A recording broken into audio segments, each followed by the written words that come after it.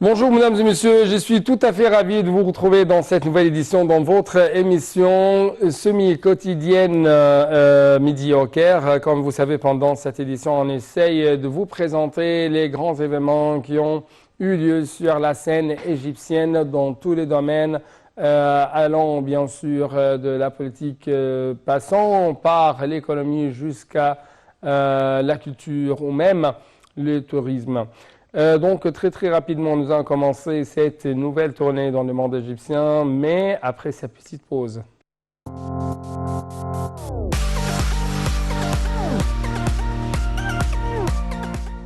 Commençons donc cette nouvelle édition par l'Égypte qui a condamné le plan israélien de construction de 8300 nouvelles colonies à Jérusalem occupées par Israël. Le porte-parole du ministère des Affaires étrangères, Ahmad Hafez, a souligné dans un communiqué que cette décision constituait une nouvelle violation des résolutions internationales et celle du Conseil de sécurité y afférente.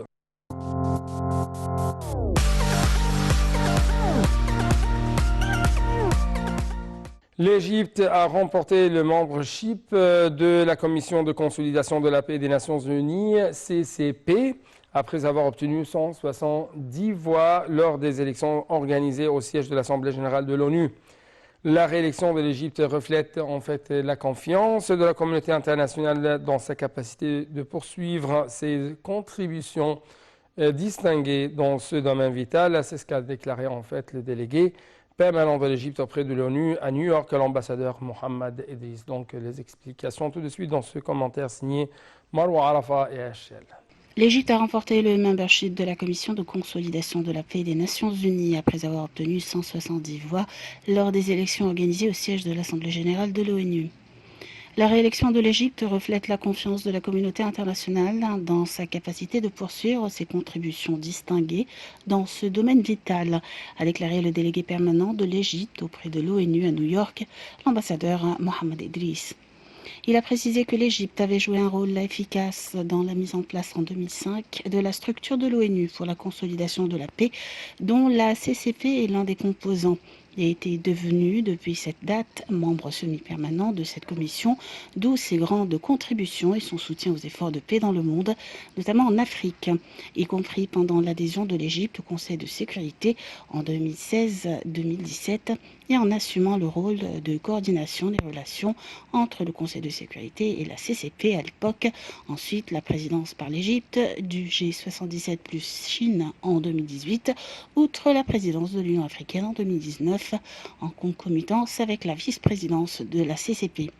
Et l'ambassadeur de faire état de l'initiative lancée par l'Égypte lors de sa présidence de l'Union africaine en 2019 pour la réactivation de la politique africaine de reconstruction et de développement lors de la phase post-conflit, ainsi que le choix par l'Union africaine du président Sisi comme pionnier du dossier de reconstruction et de développement de la région, outre l'accueil par le Caire du centre de l'Union africaine concerné par ce dossier. M. Idriss a enfin affirmé la volonté de l'Égypte de poursuivre ses efforts assidus pour le développement de la structure de l'établissement de la paix aux Nations Unies et l'octroi du soutien nécessaire aux pays secoués par les conflits, en particulier dans le continent africain.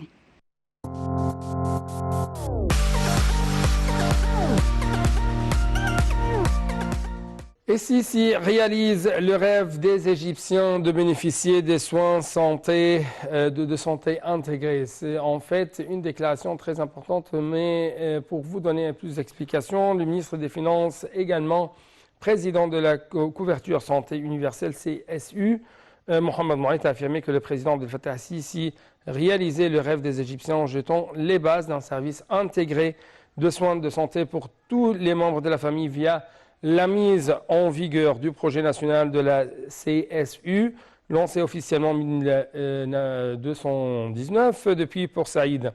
Le président a précisé, M.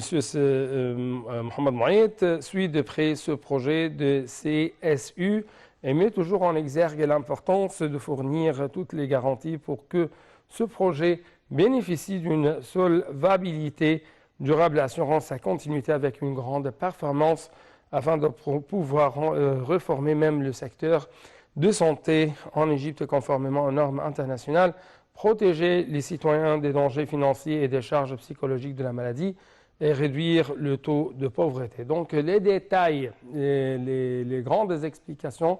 bien sûr, seront le prochain reportage de Marwa Arafa et HL.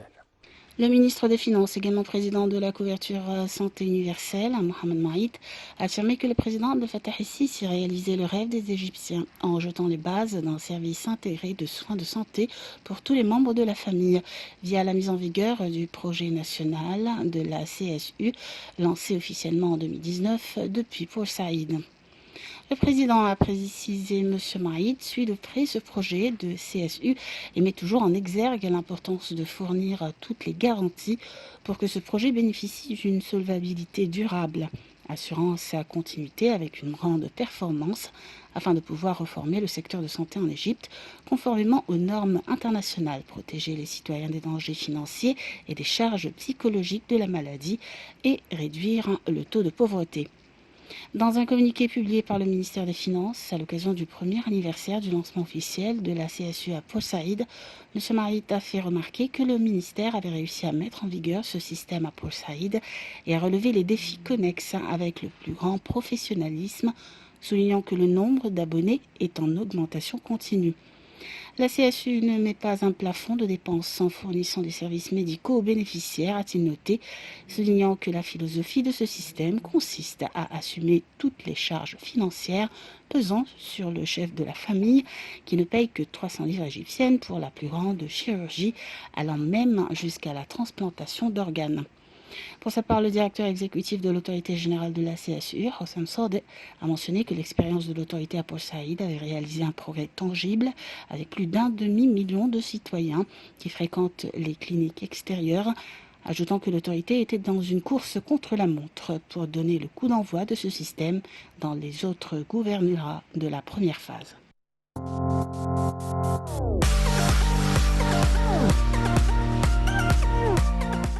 Passons donc, chers téléspectateurs, à quelques nouvelles dans le domaine de l'économie. En fait, notre président Abdel Fattah el-Sisi a ordonné de continuer à soutenir l'industrie nationale dans le cadre d'une stratégie constante de l'État, notamment dans le domaine du bâtiment et de la construction, vu les grandes opportunités qui y offrent le développement global et les méga-projets en Égypte. Lors d'une réunion avec le Premier ministre Dr Moustapha Madbouli et un nombre de ministres et des responsables concernés, le président a ordonné également de trouver de nouveaux débouchés régionaux pour l'industrie locale du secteur du bâtiment et du logement dans le cadre de la coopération bilatérale ou trilatérale unissant l'Égypte à d'autres pays voisins qui ont besoin en permanence d'importer des matériaux de construction. Les moyens de surmonter les défis qu'affrontent certains secteurs de l'industrie tels le fer, l'acier, le ciment et la céramique ont également fait l'objet d'examen selon la déclaration faite par le porte-parole de la présidence, Bassam Radi.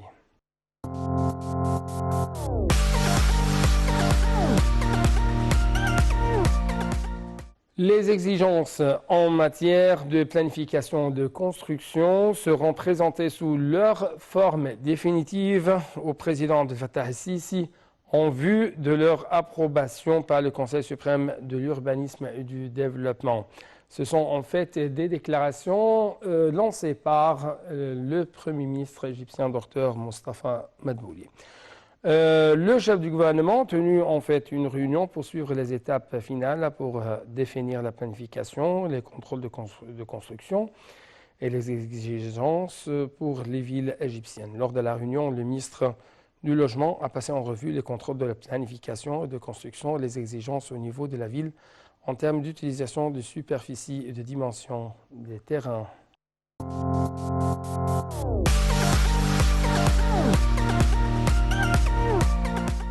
Le Premier ministre Dr Moustapha Madbouli a fait le point sur le projet du complexe industriel intégré pour la production des panneaux photovoltaïques partant des directives du président Abdel Fattah el-Sisi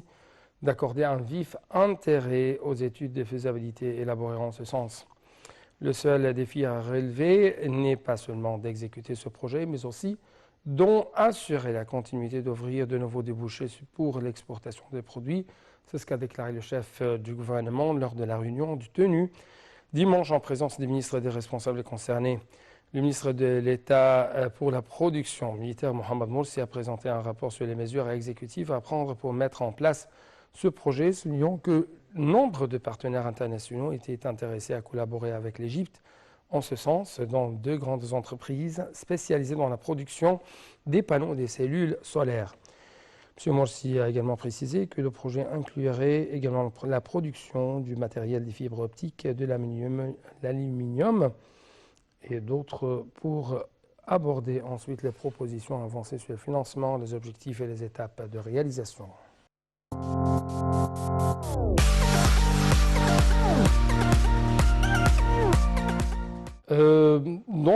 Chers téléspectateurs, actuellement nous devons passer à une autre nouvelle tout à fait intéressante. Il s'agit de la coopération égypto-brésilienne dans le domaine de l'amélioration des races de bétail.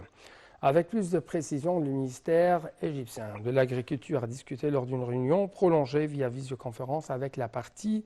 brésilienne de la coopération dans le domaine de l'amélioration des races de bétail, rendement élevé en viande et produits laitiers.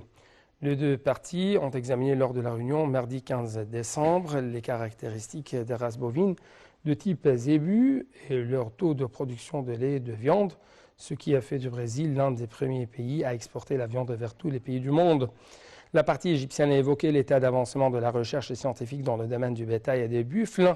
ainsi que les mesures qui ont été prises pour développer le bétail en Égypte et les expériences égyptiennes dans le domaine de l'augmentation des compétences reproductives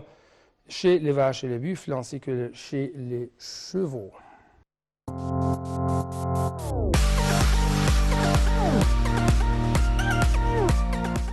La ministre du Plan et du Développement économique, Dr Hala Saïd, s'est entretenue mercredi 16 décembre avec la ministre de l'Environnement, Yasmine Fouad, de divers aspects de la coopération pour investir dans les réserves naturelles. Selon un communiqué publié par le ministère du Plan, Mme Saïd a mis l'accent lors de la réunion à laquelle a assisté le directeur exécutif de Fonds souverain égyptien, Ayman Sulayman, sur la mise en place des projets de développement dans les réserves naturelles et l'importance de préserver les ressources naturelles dans ces réserves, et ce avec la participation du secteur privé, surtout au vu des réformes structurelles entreprises par l'État pour davantage de participation au secteur privé dans les divers domaines. Pour sa part, Mme Fouad a souligné la stratégie de son ministère pour développer les réserves naturelles, mettant en exergue les grands efforts déployés dans ce domaine, tout en prenant en considération les dimensions environnementales, économiques, sociales et sanitaires de l'écotourisme. Le gouvernement, a-t-elle précisé, en accordant de l'intérêt au développement des réserves naturelles, propose un nouveau produit pour l'écotourisme en impliquant les secteurs privés, les communautés locales, à condition que le rôle de l'État soit de superviser, contrôler et réguler le processus entre les acteurs et les intéressés dans ce domaine.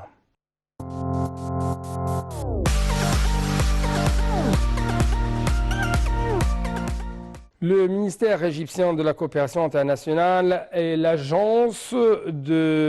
française de développement, AFD, ont projeté un film sur les relations économiques entre l'Égypte et la France, et ce, à l'occasion de la commémoration du 46e anniversaire du partenariat de développement entre les deux pays et de la visite qu'a effectuée le président Abdel Fattah al-Sisi en France dernièrement, bien sûr, pour examiner la coopération bilatérale avec son homologue français Emmanuel Macron. Le président Sisi avait achevé mercredi dernier une visite en France au cours de laquelle la ministre de la Coopération internationale, l'AFD, a signé des accords de financement d'une valeur de 715,6 millions d'euros dans divers secteurs, dans le but de développer le secteur du transport, accélérer la transformation verte et investir dans le capital humain. La valeur du portefeuille de coopération économique entre les deux pays, depuis 1974 et jusqu'à présent, a atteint 7,5 milliards d'euros à travers plus de 42 protocoles de coopération dans de nombreux domaines tels que le transport, l'électricité, l'aviation civile, l'habitat, l'assainissement, la santé, l'agriculture, l'irrigation, les PME, ainsi que l'environnement, les antiquités, l'enseignement de base et technique. Le gouvernement égyptien tient à promouvoir la coopération conjointe avec l'Irak, en particulier dans le domaine de la reconstruction de logements, vu la vaste expérience accumulée de la part de l'État égyptien en la matière. C'est ce qu'a déclaré vendredi la ministre de la Coopération internationale, Rania Al-Mashot. Madame Al-Mashot a tenu de tels propos lors d'une tournée avec une délégation irakienne présidée par le vice-premier ministre du plan de l'Irak, Khaled Batal Al-Najm, dans la nouvelle capitale administrative pour prendre connaissance de l'expérience égyptienne dans la mise en place de nouvelles agglomérations. La tournée intervient dans le cadre des pourparlers visant à activer les résultats du Haut Comité égypto-irakien tenu fin octobre dernier.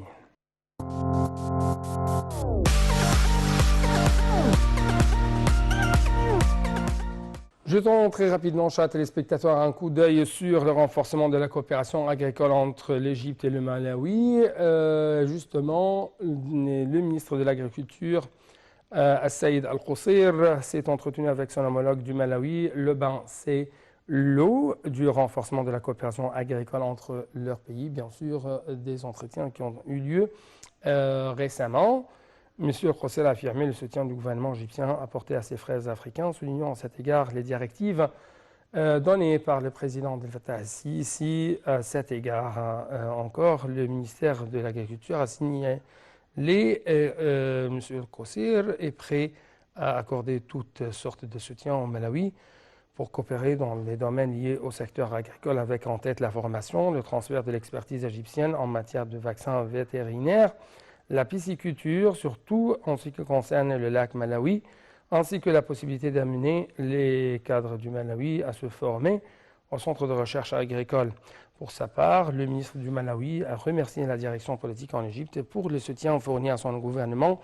pendant la pandémie du Covid-19 et aux étudiants du Malawi en lui donnant l'opportunité d'étudier en Égypte.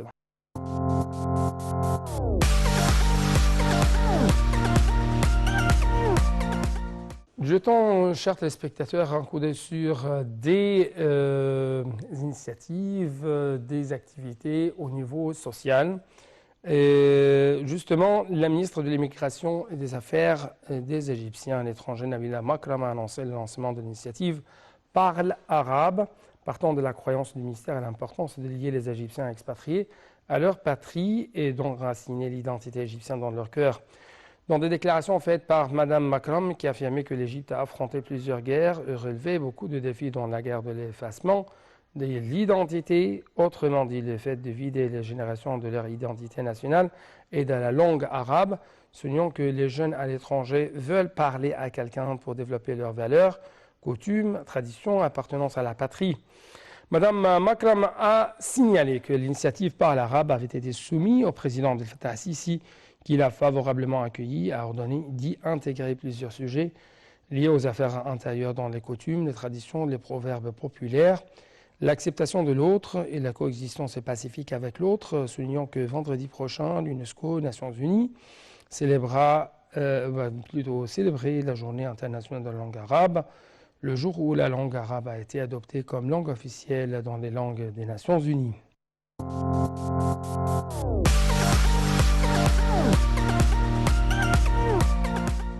En fait, au niveau de la santé, l'Égypte a connu un jour historique en recevant les premières livraisons du vaccin contre le coronavirus. C'est ce qu'a déclaré jeudi soir, avec plus de précision, de la ministre de la Santé, Hala Zaïd, lors d'une conférence de presse organisée après l'arrivée du premier lot du vaccin. Le président Abdel Fattah al-Sisi a tenu à fournir le vaccin contre le coronavirus au peuple égyptien et a placé la crise de l'épidémie à l'agenda présidentiel selon Mme Zaïd, qui a signalé que la crise du coronavirus a montré la solidarité des peuples les uns avec les autres, notamment l'Égypte, la Chine et les Émirats arabes unis. Les Émirats ont affiché de leur part leur solidarité avec l'Égypte en présentant une cargaison de vaccins comme un cadeau et un soutien à l'Égypte. C'est ce qu'a dit pour sa part la chargée d'affaires de l'ambassade des Émirats en Égypte.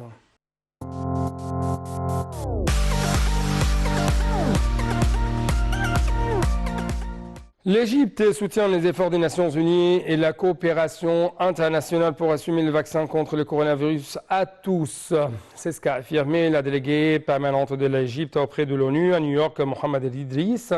lors de la participation à la célébration de la journée de la couverture sanitaire universelle. À cet égard, M. Idriss a appelé l'Organisation mondiale de la santé à coordonner avec les producteurs pour s'assurer que les pays en développement avaient accès aux vaccins et pouvaient même vacciner sans discrimination leur peuple contre le coronavirus. Et d'ajouter que l'Égypte s'engage à assurer la couverture sanitaire universelle à tous en fonction d'un calendrier parallèlement avec les efforts déployés en vue de lutter contre la propagation du coronavirus.